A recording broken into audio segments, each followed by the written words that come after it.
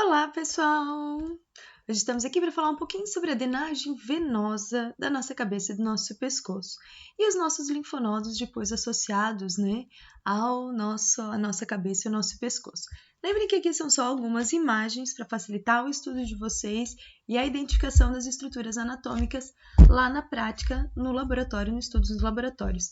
As imagens são tiradas dos nossos livros de referência, o Netter e o Sobota, e é importante sempre vocês olharem nos livros outras imagens e outras vistas para complementar o estudo de vocês. Quando a gente fala de drenagem venosa da cabeça e do pescoço, vocês vão ver que muitas das veias, acabam tendo nomes parecidos com o das artérias, mas nem todas as artérias e veias têm o mesmo nome, tá? Grande parte sim.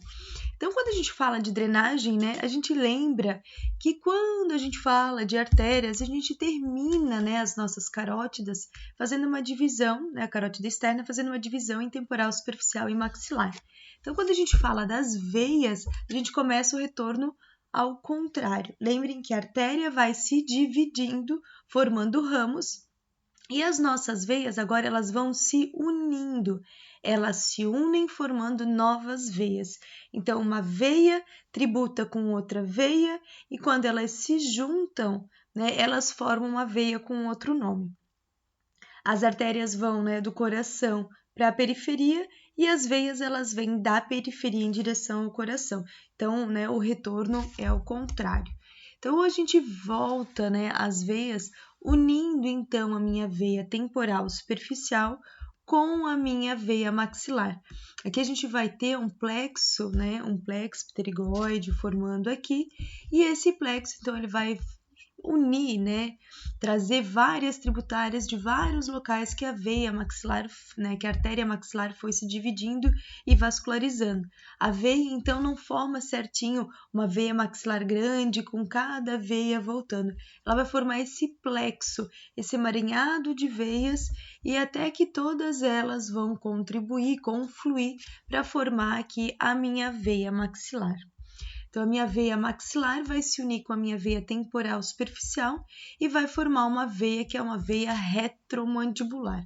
Essa veia retromandibular é uma veia que vai se dividir sim, tá? Em poucos locais do nosso corpo a gente tem veia se dividindo, formando outras duas veias.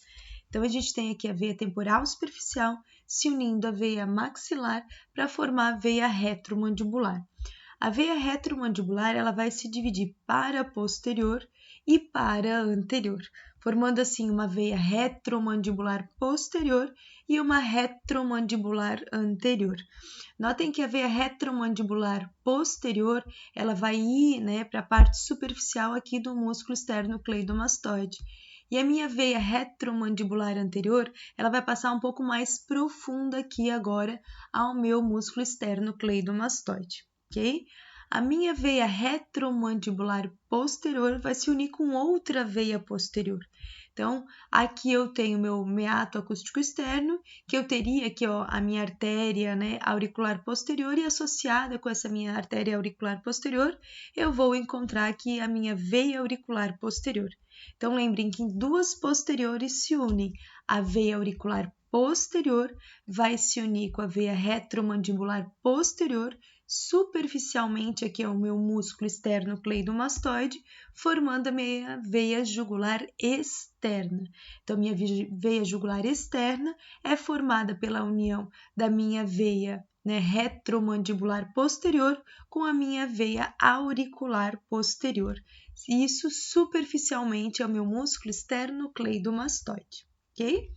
A minha veia retromandibular anterior vai se juntar com veias que vêm da parte anterior da minha face. Então, a gente vai começar o caminho aqui na parte anterior e mais superior da face. Então, a gente tem, como nas artérias, se vocês lembrarem de artéria, a artéria facial, ela ia dar um ramo labial inferior, um ramo labial superior, um ramo nasal lateral, e depois que ela passasse da asa do nariz, ascendendo na lateral do nariz, ela ia se chamar de angular. Aqui a gente faz o retorno ao contrário, então. O sangue vai fluir pela veia angular, quando passar da base do nariz aqui, ela vai trocar de nome para veia facial. E aqui a veia facial vai receber, né, a veia nasal lateral. Notem que a veia nasal lateral que vai receber, né, trazer o sangue da parte lateral do nariz, ela pode ter uma contribuição tanto para a veia facial, né, quanto para a veia labial superior. Então, a veia facial vai continuar, vai receber a veia labial superior, vai receber a veia labial inferior e continua, né, trajeto descendente na face até a margem da mandíbula. Quando ela chega aqui na margem da mandíbula, né, do corpo da mandíbula, ela vai receber a veia submentual, que está vindo da região, drenando, né, a região, né, mentual, abaixo do mento. Então, eu tenho a veia angular descendo na face, com trajeto descendente na face, recebendo a nasal lateral. A partir dali, ela troca de nome para facial, e a facial vai receber a veia labial superior e a veia labial inferior. Ela vai continuar tendo um trajeto descendente na face, e vocês podem perceber que o trajeto dela é mais retilíneo, diferente das artérias que são bem tortuosas. Ok? Então, ela descende na face, passando aqui pelo corpo da mandíbula, até chegar na margem inferior da mandíbula, onde ela vai receber a veia submentual. E isso, ó, aqui do lado, quem eu tenho? A artéria facial. Sempre, ó, associado aqui com a minha glândula submandibular. Então, a veia facial, ela vai continuar, vai passar superficialmente aqui a minha glândula submandibular e vai se unir com a minha veia retromandibular anterior. Quando a veia facial se une com a veia retromandibular anterior, elas vão trocar de nome para veia facial comum.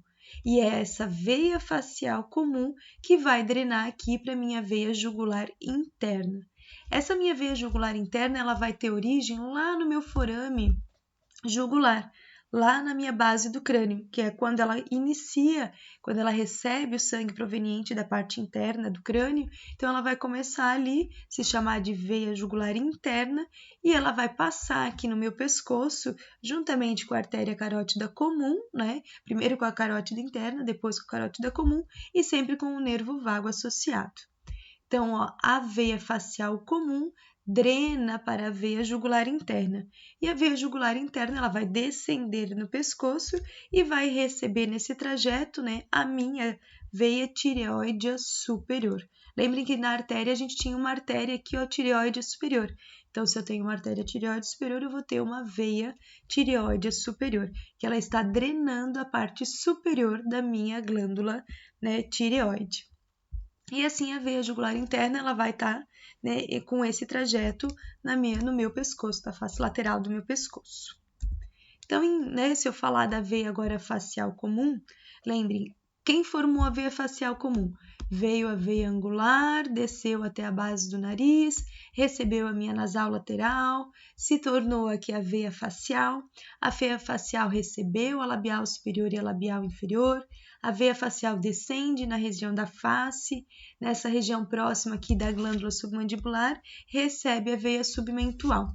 Então, a veia submentual drena para a facial, e a facial, quando se unir com a veia retromandibular anterior, vai formar a minha veia facial comum. Essa veia facial comum também vai receber a minha veia lingual, tá? Em artéria, a gente tem separado artéria facial com artéria lingual, normalmente, tá? E aqui eu vou ter, então, a veia facial comum recebendo, né, o sangue proveniente da minha veia lingual. E a veia facial comum drena aqui para a minha veia jugular interna. Ó, aqui a gente tem, né, a minha veia tireoide superior que a gente falou anteriormente. E quem que vai receber tudo, né, a minha veia jugular interna? Então, lembrem, a veia jugular interna, ela tem origem lá no forame jugular, lá na base do meu crânio, e ela vai ter um trajeto descendente no meu pescoço, né, inicialmente acompanhada pela artéria carótida interna, depois acompanhando a carótida comum. Quando ela tem esse trajeto descendente no pescoço, ela vai receber a minha veia occipital. Minha veia occipital, ela vai, né, ter um trajeto do osso occipital, da região occipital, passando posteriormente aqui ao meu músculo esternocleidomastoide, ao meu processo mastoide, e vai drenar aqui para minha veia jugular interna. Quem mais que a minha veia jugular interna vai receber? A minha veia facial comum. Minha veia facial comum, lembrando, ela foi formada pela união da retromandibular anterior com a veia facial. E essa veia facial comum também recebeu aqui a minha veia lingual. No trajeto descendente da jugular interna, então, ela vai receber aqui uma veia laríngea superior, que vem da região laríngea, né? E vai receber aqui a veia tireoide superior, que está drenando a parte superior da minha glândula tireoide. As duas veias acabam, né? Essa drenagem ela pode ocorrer de forma comum aqui, a veia tireoide superior recebendo a laringe superior, ou pode acontecer de forma individual, tá? Depende a peça, depende a pessoa, depende o cadáver, ok? Então, a veia jugular interna, ela vai continuar tendo um trajeto descendente no meu pescoço e vai receber uma outra veia, que é a veia tireoide média. A gente não tem artéria tireoide média, mas a gente tem uma veia tireoide média, drenando aqui para minha veia jugular interna. E aí a veia jugular interna ela vai continuar tendo um trajeto descendente até a minha base do pescoço, ok? Então, se agora eu vou olhar uma vista anterior, eu tinha quem? A minha veia jugular externa, e aí quem que vai ser o meu ponto de referência? Aqui o meu músculo esternocleidomastoide. Vocês vão reparar que quando eu tenho o músculo esternocleidomastoide, tá? Eu vou encontrar a veia jugular externa superficialmente vindo de um trajeto mais medial do esternocleidomastoide para a lateral do esternocleidomastoide e eu não consigo observar a minha veia jugular interna. Para observar a minha veia jugular interna, eu tenho que afastar ou rebater o meu músculo esternocleidomastoide, ok? Então, a veia jugular externa é superficial, o esternocleidomastoide. A minha veia jugular interna ela é profunda, é o meu músculo esternocleidomastoide. Lembrando que a minha veia jugular interna vai receber a minha veia facial comum e a minha veia tireoide superior. No seu trajeto descendente vai receber também a minha veia tireoide, né? Aqui minha veia tireoide média. Outras veias que eu consigo observar em vista anterior, até se vocês fizerem assim no pescoço de vocês, vocês conseguem às vezes reparar que na parte anterior aqui a gente consegue ver umas veias. Essas veias são as veias jugulares anteriores. Elas vão fazer uma ponte de comunicação entre a minha veia submentual, na região, né, submentual, e elas vão fazer uma ponte de comunicação com a minha veia jugular externa. Okay? Em alguns casos, pode acontecer de ela também drenar para a jugular interna, mas o mais comum é ela fazer essa ponte de comunicação drenando a região anterior do pescoço entre submentual e jugular externo. A jugular externa vocês vão lembrar bem dela e é fácil de ver quando eu falo que ela está superficialmente ao esternocleidomastoide, porque quem está treinando lá na academia, puxando muito peso, que tranca a respiração, a gente consegue ver saltar, né, superficialmente no pescoço duas veias. Ou é muito visível também em cantores, quando forçam um pouco mais a voz, saltar uma veia no pescoço, né? A gente olha uma veia bem saltada no pescoço quando eles fazem força para cantar. Essa é a veia jugular externa, ok? Porque ela fica superficialmente ao músculo esternocleidomastoide. Garanto que agora, quando vocês passarem por aí, vocês vão observar os pescoços, principalmente na academia, de quem está puxando muito peso, ou quando forem assistir a algum cantor, né? Vão observar na região do pescoço a jugular externa dele, ou dela, né? Tranquilo? Então, quando a gente observa isso, essa jugular anterior, ela vai acabar drenando aqui para a minha veia jugular externa, pode drenar tanto para a parte superior dela, ter uma ponte de comunicação, quanto para a parte inferior da minha jugular externa, ok? E essa minha veia jugular externa, aqui nessa imagem eu consigo observar a minha veia jugular interna passando profundamente aqui ao meu músculo omoioide, ao meu ventre superior, ao tendão do omoioide, e a minha veia jugular externa passando superficialmente ao meu músculo omoioide, ok?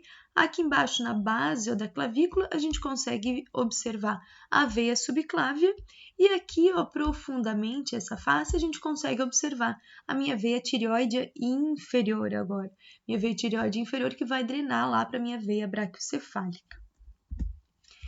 Então, falando agora um pouquinho mais da jugular externa, né? A jugular externa, ela foi formada por quem?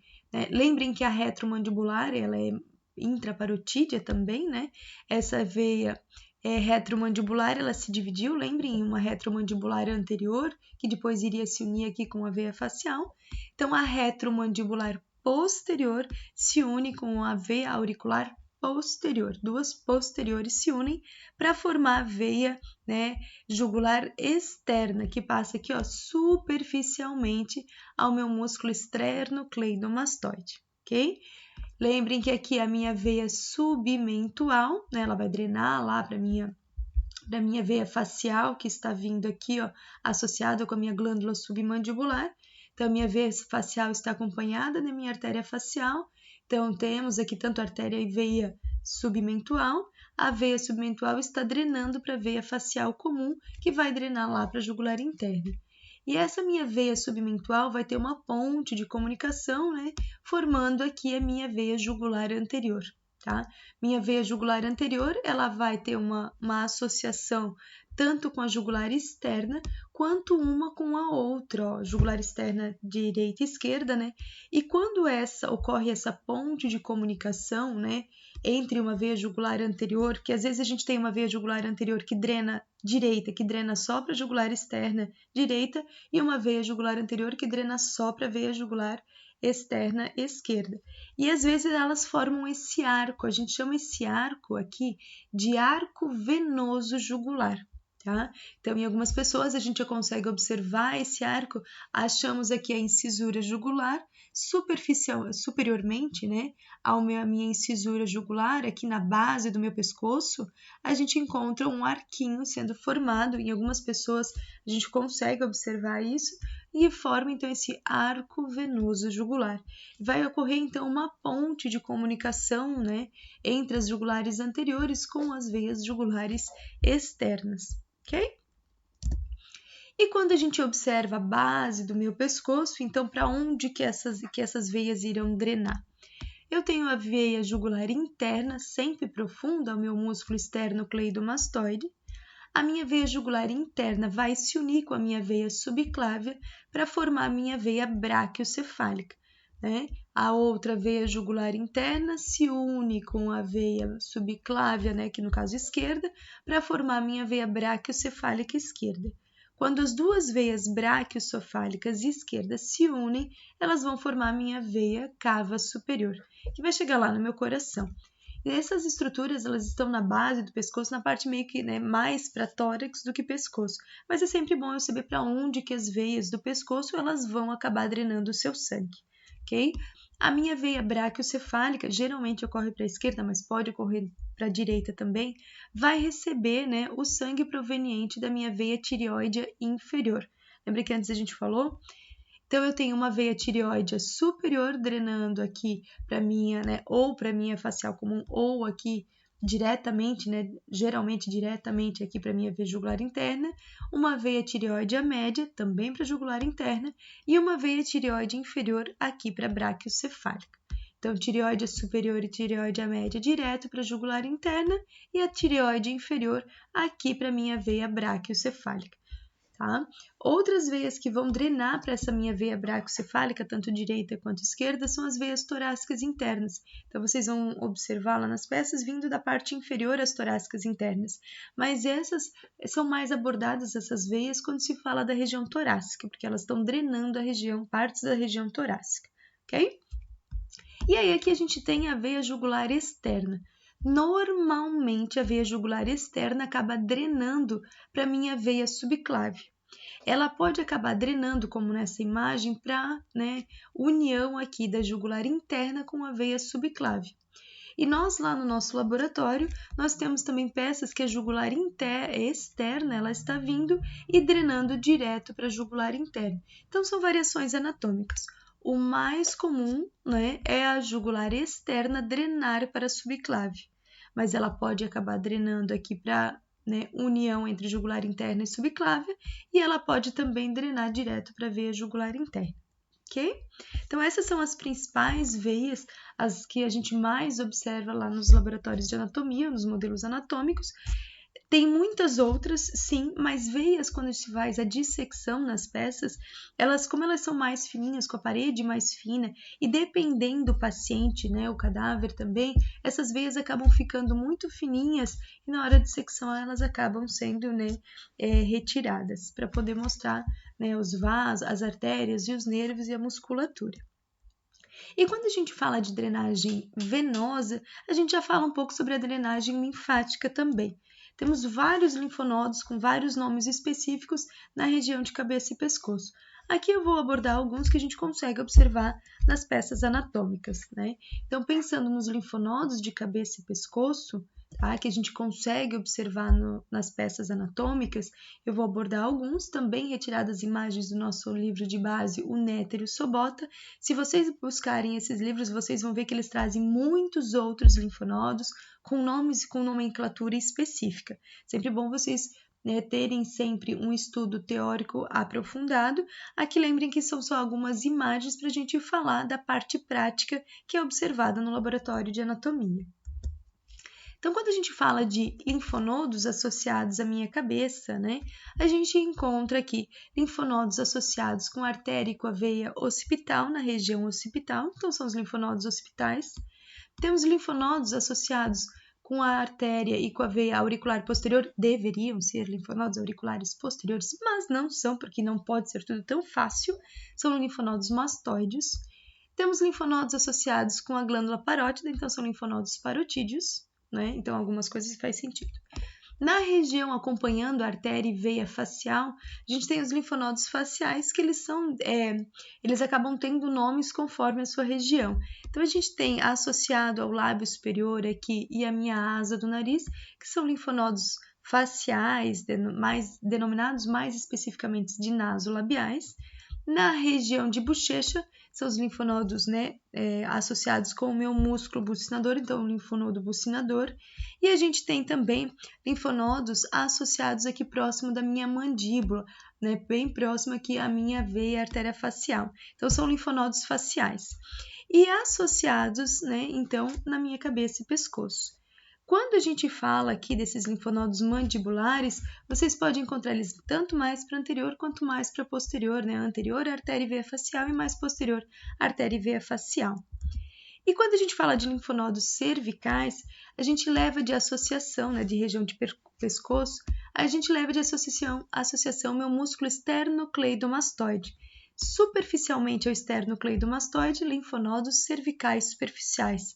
Profundamente ao esternocleidomastoide, linfonodos cervicais profundos, ok? Então, superficialmente ao esternocleidomastoide, linfonodos cervicais superficiais. Profundamente, linfonodos cervicais profundos, ok? E quando a gente observa aqui na região inferior, né, na região submentual e submandibular, os linfonodos, aqui eu tenho o músculo digástrico, o ventre anterior do meu músculo digástrico. Então, eu tenho um ventre anterior de um lado e um ventre anterior do outro. Os linfonodos entre os ventres do músculo digástrico, bem na região submentual, são os linfonodos, né, submentuais. Do músculo digástrico para lateral e para posterior, associados aqui à minha glândula submandibular, eu vou ter os linfonodos submandibulares, ok? Então, quem é o ponto de referência? O meu ventre anterior do músculo digástrico. Para anterior, linfonodo submentual. Para posterior e para lateral, associados à minha glândula submandibular, os linfonodos submandibulares, ok? Esses linfonodos cervicais profundos, cada um deles vai ter um nome específico, mas aqui de um modo geral a gente vai deixar como cervicais profundos inicialmente, ok? Espero que ajude no estudo de vocês. Lembrem que quando a gente fala de veias, é importante sempre, né, fazer trajeto venoso, fazer um esquema, né, de que veia que junta com que veia, que vai formar que veia, para assim facilitar o estudo quando vocês chegarem lá nas peças anatômicas. Lembrem de fazerem, né, os seus esquemas de que veia está juntando com outra veia para formar uma nova veia e com pontos de referência para facilitar quando vocês olharem os modelos anatômicos ou as peças anatômicas. Assim, o estudo fica mais fácil. Beijo, espero que ajude o estudo de vocês. Até uma próxima!